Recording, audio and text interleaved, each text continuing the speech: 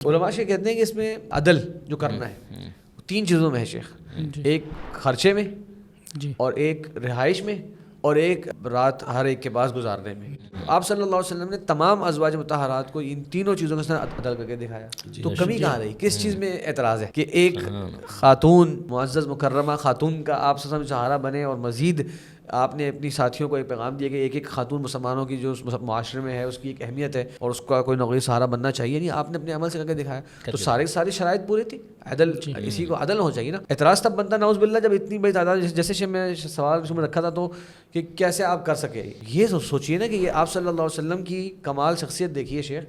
کہ آج بھی جو ہے وہ کتاب لکھی جاتی ہے مائیکل ہارٹ کی طرف سے، 100 سب سے زیادہ تاریخ میں مؤثر شخصیات، تو وہ آپ صلی اللہ علیہ وسلم قرار دے رہا ہے کہ دنیاوی اور دینی تمام میجرز کے اوپر آپ صلی اللہ علیہ وسلم کی ایک کامل شخصیت تھی، اور یہ تب ہے جب آپ کے پاس ایک وقت کے اندر 9 بیویاں بھی موجود تھیں۔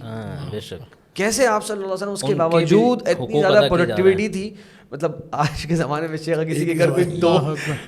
ایک وائف کی شکایتیں رہتی ہیں، کسی کے اگر 2 گھر ہو تو میرے خیال سے وہ زندگی میں خالی یہی کر رہا ہوگا، اس گھر میں اور اس گھر میں، تو کہہ رہے کہ بھائی صاحب کیا کر رہے ہو؟ بھائی وہاں صلح کر رہا ہوں، یہاں جاتا ہوں، وہاں جاتا ہوں، لیکن آپ صلی اللہ علیہ وسلم ان 9 کے 9 گھروں کو برابری کے ساتھ تقسیم بھی کیے ہوئے ہیں، اور شیخ اپنی عدل کا سبحان اللہ علامت دیکھیں کہ آخری وقت میں بھی آپ صلی اللہ علیہ وسلم اس باری کا اہتمام کر رہے تھے، اور ہر روز آپ پوچھتے تھے کہ کل میں کہاں ہوں، کل میں کہاں ہوں، یہ نہیں کہا کہ آپ نے کہ بھائی آج کے دن تو بس میں اب وہاں جانا چاہتا ہوں، نہیں، تب اسی ترتیب پہ چل رہے تھے سبحان اللہ۔ اور امہات المؤمنین کو کتنی آپ سے محبت تھی کہ سب سمجھ گئی تھی کہ آپ صلی اللہ علیہ وسلم جو ہیں ان کا زیادہ دل جو تھا وہ عائشہ رضی اللہ عنہ کی طرف تھا، تو انہوں نے چاہا کہ پھر چلیں آپ صلی اللہ علیہ وسلم وہیں چلے جائیں تاکہ وہ زیادہ اچھی طرح تیمارداری بھی کر لیں گی ان کی، اور آپ سے زیادہ ان کے ساتھ